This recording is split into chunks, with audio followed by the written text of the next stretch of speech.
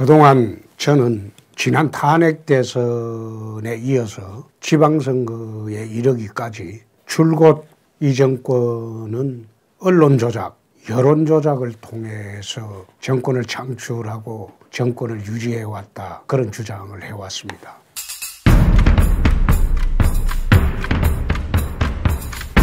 특히 언론에 기울어진 운동장 부분에 대해서는 수차례 그런 이야기를 해왔습니다.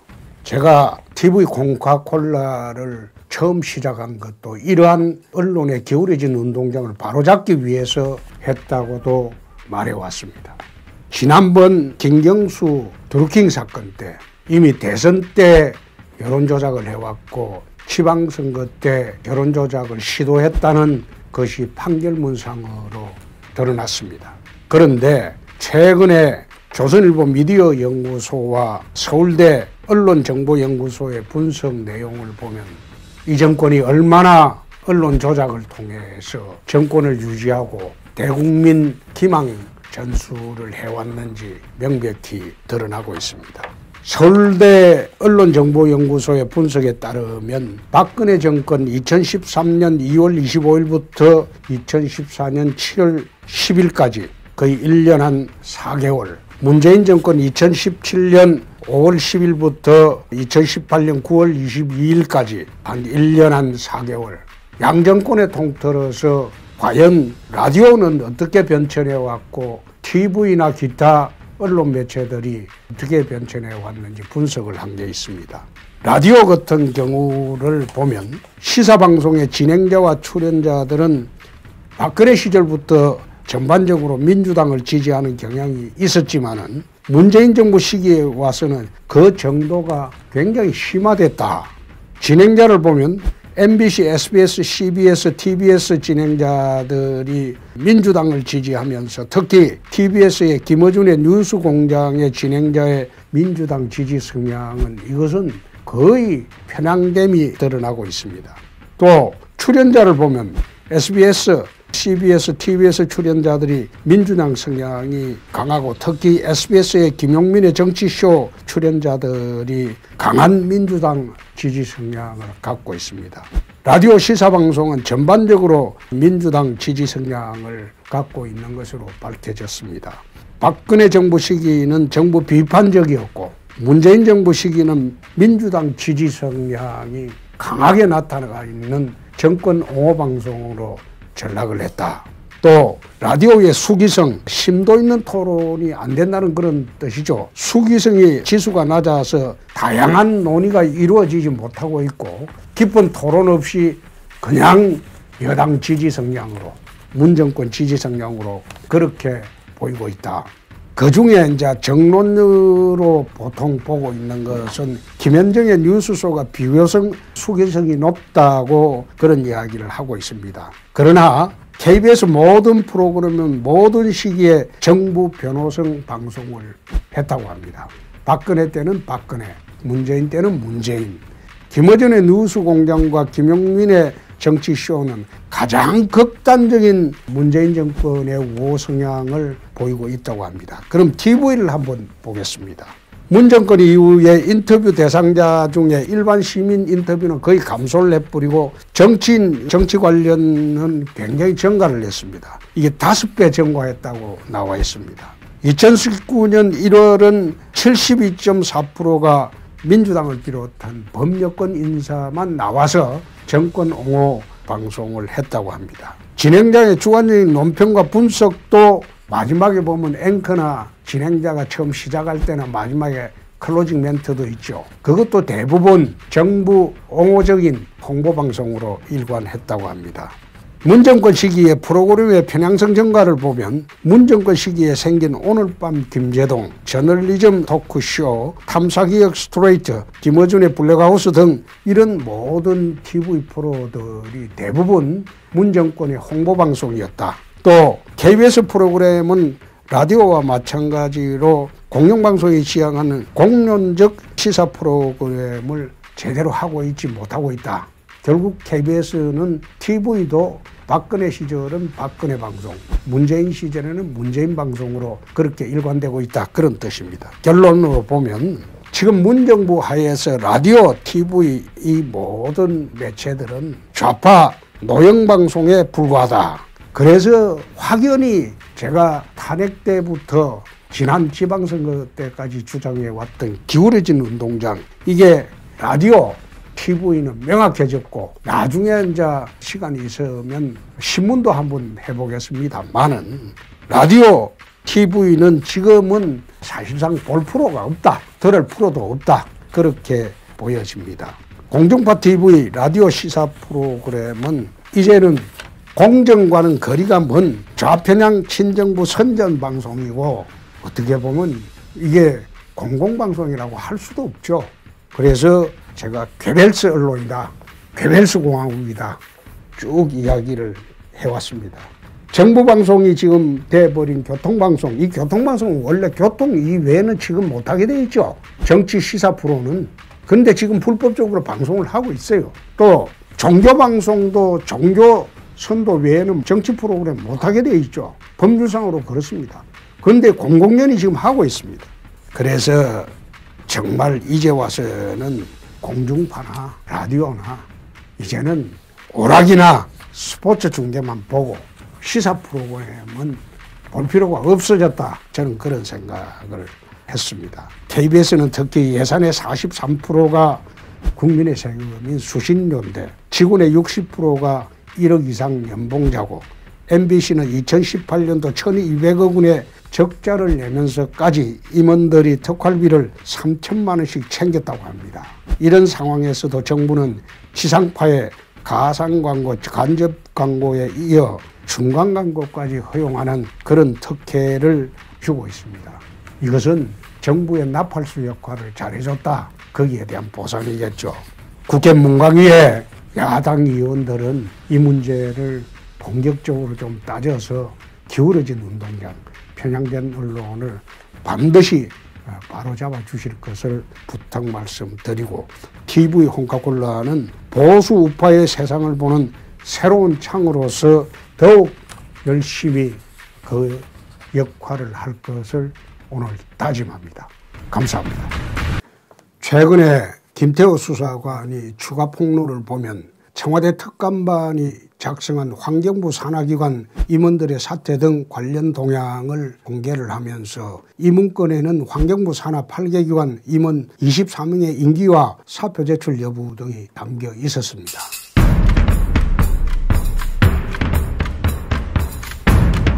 김은경 전 환경부 장관은 해당 의혹들을 전면 부인을 하고, 청와대 역시 그런 문건을 보고받은 적도 지시한 적도 없다고 발뺌을 했습니다. 이에 대해서 자유한국당은 김은경 전 장관과 박찬규 차관, 주대영 전 감사관, 이인걸 전 청와대 특감반장 등을 직권남용 혐의로 검찰에 고발을 했습니다.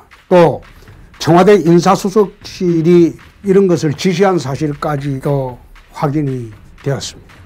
그런데 청와대에서는 뭐라고 있느냐, 이것은 블랙리스트가 아니고 체크리스트라고 합니다.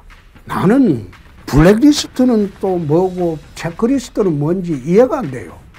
그냥 체크 한번 해봤다는 거예요. 지금 정부의 전국 공공기관이 한 330개 정도 되고, 기관장 감사가 한 60명 정도 된다고 합니다. 이 중 전 정권 때 임명됐거나 야당 성향인 100명은 따로 추려서 감찰을 했다. 이것이 김태호 특감반의 주장입니다. 말하자면 지금 문제되고 있는 환경부 블랙리스트가 아니고 전 기관을 다 했다는 거죠. 그런데 청와대에서 하는 말이고, 이것은 박근혜 정부에서 한 그런 블랙리스트가 아니고 체크리스트라는 겁니다. 말하자면 체크리스트면 전부 다 체크를 해야 되는데, 왜 전 정권에서 임명됐거나 야당 성향인 100명만 따로 추려서 감찰을 했을까요? 이해가 안 되죠.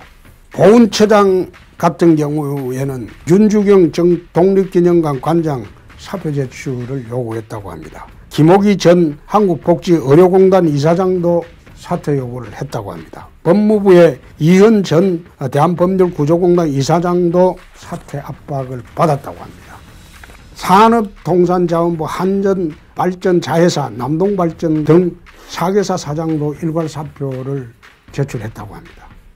환경부 리스트만으로 조사는 해서 안 되죠. 전 기관을 다 조사해야 되겠죠. 그래서 박근혜 정부 때 블랙리스트로 장관, 차관, 비서관들이 실형을 가고 징역을 하고 다 갔습니다. 그런데 이 사람들은 자기들이 전 정권이나 야당 성향의 사람들 다 쫓아내고 거기에 자기 사람들 심기 위해서 이렇게 블랙리스트를 만들어 놓고 압박을 가하고 했는데 이 사람들은 체크리스트하고 그래요. 체크리스트. 여러분 한번 생각해 보십시오. 자기 마음에 안 드는 사람 체크한 게 그게 블랙리스트 아닙니까? 그런데 체크리스트라고 하면서 전 정권의 블랙리스트하고 틀리다고 주장한 건 나는 내용도 모르겠고 이유도 모르겠어요. 그래서 늘 제가 하는 이야기는 좌파들은 뻔뻔하다. 일을 내도 뻔뻔하다. 잘못을 해도 뻔뻔하다. 김경수가 교도소 가면서 진실은 밝혀진다고 했어요. 그런데 법정 1심 판결에서 진실이 일단 밝혀졌는데 다시 숨겨진 진실이 있다고 자기는 주장을 하고 있는데 나는 그 주장을 보면서 그 숨겨진 진실은 사실상 내가 한 게 아니고 더 윗선에서 했다. 그렇기 때문에 나는 감옥 가는 게 좀 억울하다. 그 뜻으로 받아들였습니다. 그래서 소위 정의로운 촛불정부라는 데서 이렇게 블랙리스트를 만든 것은 과연 죄가 되냐 안 되냐 그것은 특검에서 따지는 게 맞지 않느냐. 지금 검찰에서 수사를 하고 있습니다만은 박근혜 정권 때 잣대를 대려면 청와대 민정수석 그리고 환경부 장관 또 보건복지처장 강제로 나가라고 한 사람들 이게 다 직권남용으로 다 구속돼야 됩니다. 국민 여러분들 생각은 어떤지 한번 생각을 해보십시오. 최근에 드루킹 사건의 공범으로 김경수 경남도지사가 법정 구속이 되고 교도소로 갔습니다.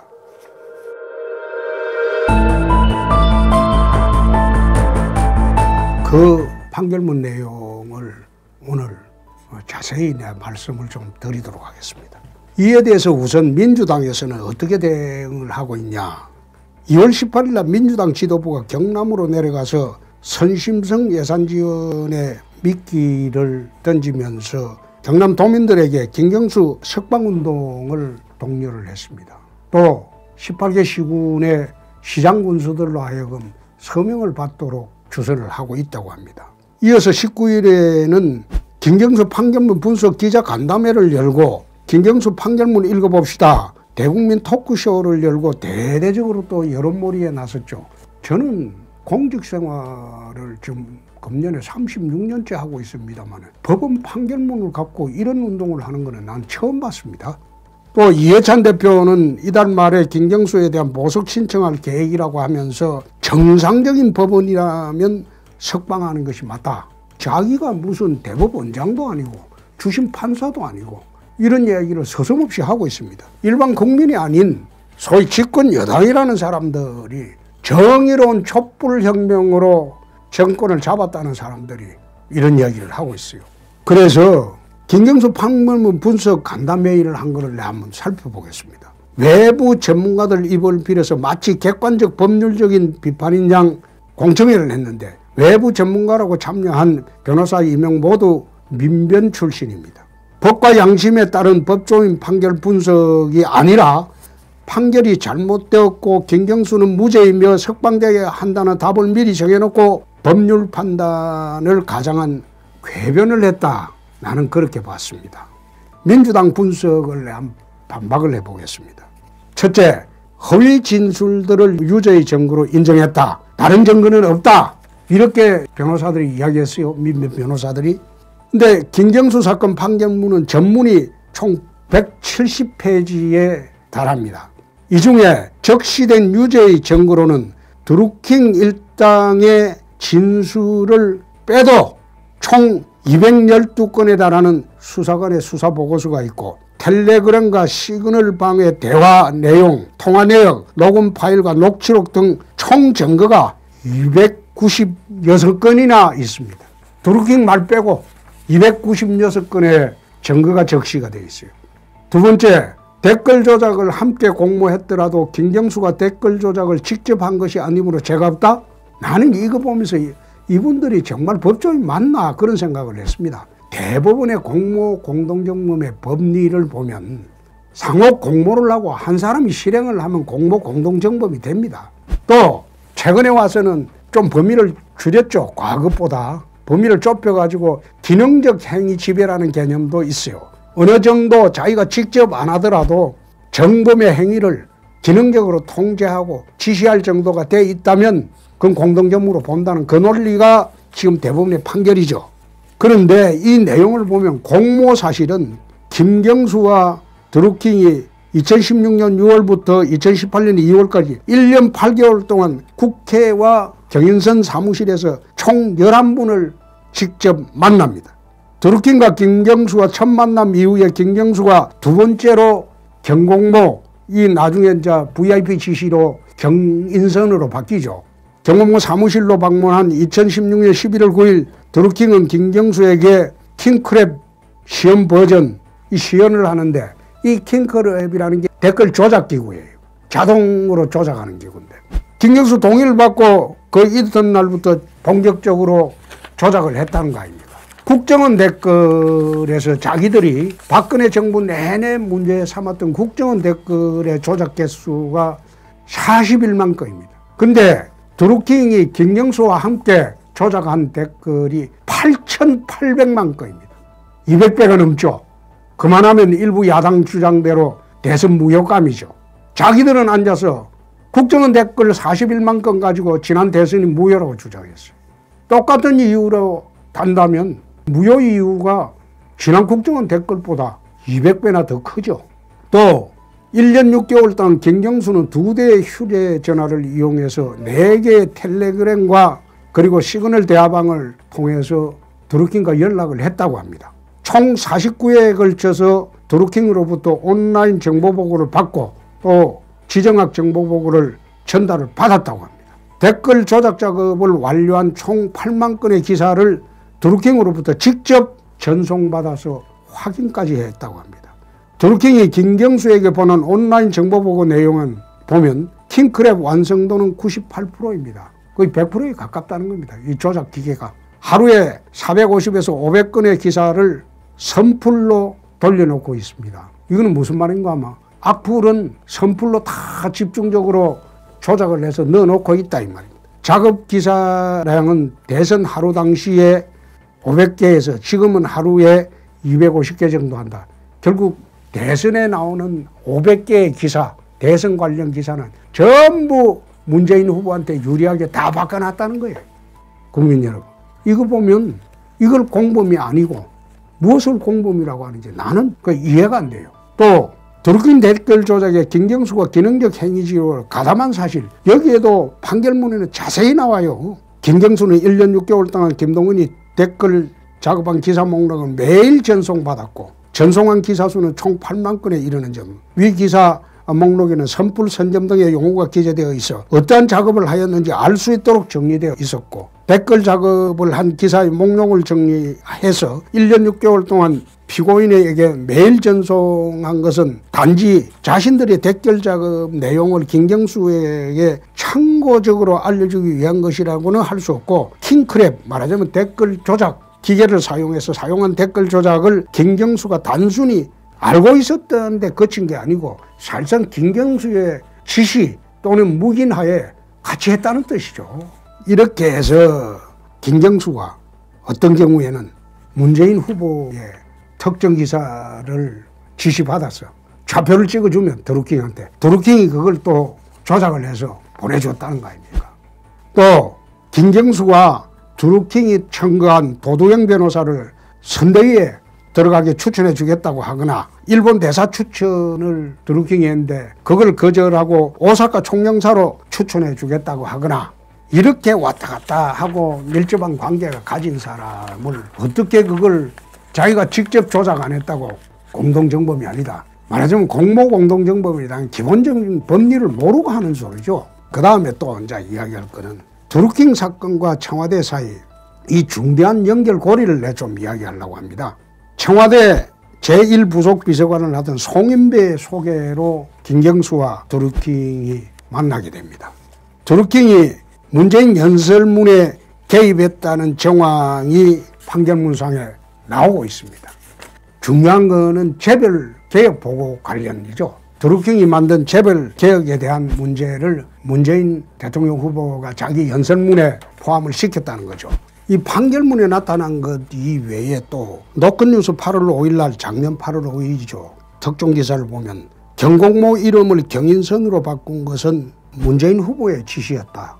경공모라는 이름이 너무 어려우니까 경제도 인간이 우선이다. 사람이 우선이다. 그래서 경인선이라고 했다는 겁니다. 그래서 이런 걸 다 검토를 해보면 문재인 후보도 드루킹의 존재 그리고 여론 조작에 댓글 조작하는 걸 알고 있었다. 그렇게 볼 만한 간접 증거는 충분하죠. 또 퍼스트레이디가 지난 민주당 대선 후보 경선 때 체육관에서 경인선 가자, 경인선 가자, 경인선 가야 해 뭐 이런 말을 하는 동영상을 보면 이미 문재인 후보 부부는 드루킹의 존재를 알고 있었고 또 좌표까지 찍어준 걸 보면 드루킹이 여론 조작하는 거, 댓글 조작하는 걸 알고 있었다. 거기에 대한 간접 증거는 충분히 되죠. 그렇다면 이 사건은 김경수에게 한정이 될 것이 아니고 김경수 윗선이 누구냐? 그건 반드시 조사를 해야 되겠죠. 민주당이 이렇게 사법부를 압박하고 도대체 혁명정부에서도 있을 수 없는 재판 불복하는 정황을 보면 이것이 결국은 지난 선거에 대선 무효를 겁을 내고 지금 하고 있는 작태가 아닌가? 난 그렇게 볼 수밖에 없습니다. 그래서 이번 문제는 그냥 넘어갈 수가 없고 야당에서는 어떤 희생을 하더라도 김경수 지사 위에 윗선이 누구냐? 상선 특검을 반드시 받아내서 지난 대선 때 여론 조작이 어떻게 됐고 그렇게 되면 그 대선의 효력이 어떻게 되는지 그거는 특검 수사 결과가 나와봐야 되겠죠. 대통령이 만약 알았다면 그는 엄청난 법적 문제가 발생할 수 있다. 그렇게 생각합니다. 그래서 민주당이 상식에 반하는 쿠데타를 일으킨 군사정부에서도 하지 않는 판결 불복운동을 하는 것을 보니까 몸통을 숨기기 위해서 깃털을 보호하는 그런 형국이다. 난 그렇게 봅니다. 그래서 이 문제는 야당들이 그냥 넘어가서는 절대 아니 될 문제다. 어떤 희생을 치러서라도 윗선 특검, 상선 특검으로 이것은 밝혀내야 할 문제다. 저는 그런 생각을 합니다. 국민 여러분들은 어떻게 생각하십니까? 문 정권에서 최근에 발표한 거 보면 인터넷 검열을 한다고 합니다.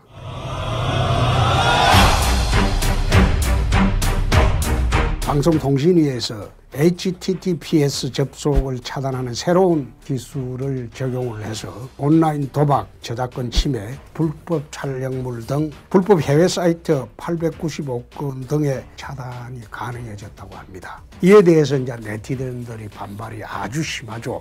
청와대 청원도 하고 2월 16일은 인터넷 검열은 명백한 위헌입니다. 이런 팻말을 두고 촛불 시위까지 했다고 합니다. 근데 이게 왜 문제냐? 그걸 오늘 이야기하려고 합니다. 물론 유해 사이트를 차단할 수 있으면 좋죠.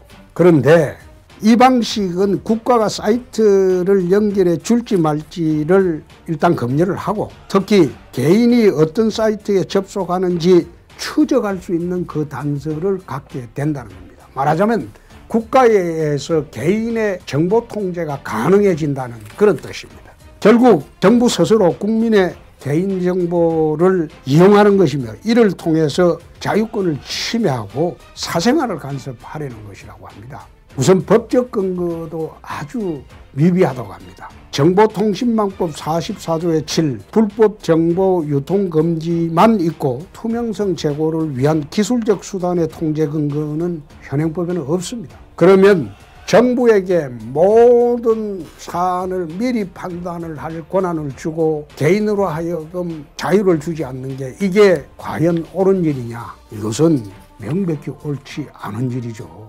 어떻게 보면 개인의 자유권은 타인의 권리를 침해하지 않는 한 무제한 자유입니다. 최근에 또 여가부에서 2월 12일 날 성평등 방송 프로그램 제작 안내를 하면서 가이드라인을 또 발표했다고 하죠. 음악방송 출연자의 외모 획일성을 언급하면서 비슷한 외모의 출연자가 과도한 비율로 출연하지 않도록 해야 한다. 이렇게 권고를 했다고 합니다. 그러니까 국민 외모까지 간섭하는 국가주의 망령이다. 과거 권위주의 시절의 장발 단속과 뭐가 다르냐 이렇게 반발을 하니까 일주일 만에 그것도 지침을 철회했다고 합니다. 또 민주당 등 3당에서 5.18 왜곡 금지법을 초안 마련해서 낸다고 합니다. 말하자면 5.18 민주화 운동을 왜곡할 경우에 최대 징역 7년에 처한다는 처벌조항까지 만든다고 합니다. 나는 참 이걸 보면서 기가 막힌다.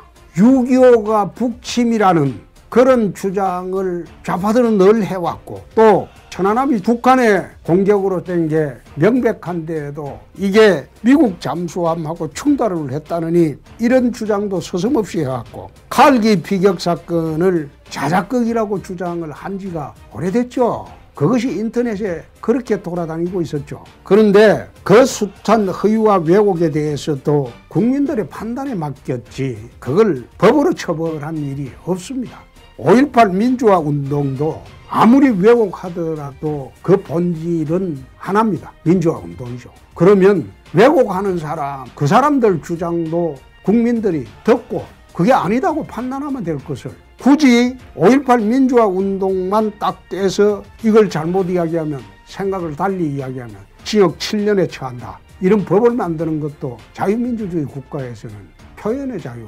본질적인 침해에 속합니다. 나는 이런 법을 만든다는 발상이 참으로 우습다. 자기들이 과거 정부에서 얼마나 많은 유언비어를 양산을 했습니까? 광우병 미국산 쇠고기를 먹으면 머리에 둥둥 구멍이 생긴다. 미국산 쇠고기를 먹느니 청산가리를 먹겠다. 그런 이야기도 그럼 처벌하는 법이 있었어야죠. 그거 없잖아요. 그런데 이런 식으로 자기들이 집권했을 때는 자기들의 철옹성은 철저하게 비판을 못하게 하고 과거 정부에 있었던 것은 전부 적폐로 몰아붙이는 이 정권의 작태가 바로 말하자면 촛불 독재라는 겁니다. 최근에 사법부도 한번 보십시오. 이게 정상적인 사법부입니까? 제가 듣기로는 소위 우리법 연구의 좌파 이념을 가진 법관들은 전체 법관의 10%도 안 된다고 합니다. 10%도 안 되는 특정 이념 집단에 속하는 법관들이 목소리가 더 커졌어요. 한국 사법부를 지배를 하고 있으니까. 말 없는 90%의 법관들은 묵묵히 자기가 맡은 바 직책을 수행하고 있는데 최근에 와서는 자기들 마음에 안 드는 판결을 한 법관들은 신상털기하고 모욕을 주고 온갖 나쁜 짓을 다 하고 있어요. 군사정권에서도 없던 그런 법제도 만들고 군사정권에서도 없던 그런 행동을 하고 있습니다. 이렇게 하는 것을 우리 국민들이 두고 봐야 할지 참으로 걱정스럽습니다.